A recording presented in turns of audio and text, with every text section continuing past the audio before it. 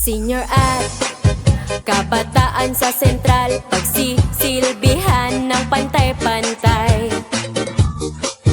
Kung kaya't sa araw ng halalan, si Jessica Sika ating kagawad. Malasakit, tapat na serbisyo ang hatid niya sa atin. Kaya ating iboto bilang kagawad. Mga proyekto na angkop sa lahat,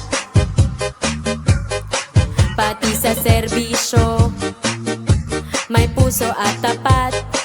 Senior at kabataan sa sentral, pagsisilbihan ng pantay-pantay. Kung kaya't sa araw ng halalan, si Jessica Sika ating kagawad. Malasakit, tapat na serbisyo ang hatid niya sa atin.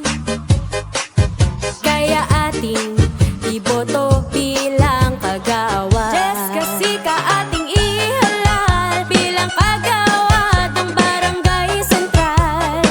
Sa kabarangay may pagmamahal, kaya dapat lang na iboto. Malasakit niya ay totoo, hangad niya'y maglingkod sa inyo. Kapag siya ang kagawad natin, lahat tayo ay wagi.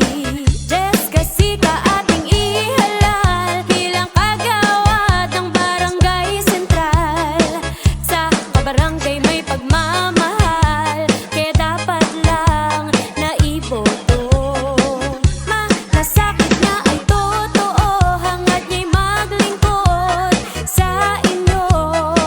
Kapag siya ang kagawad natin, lahat tayo ay wagi.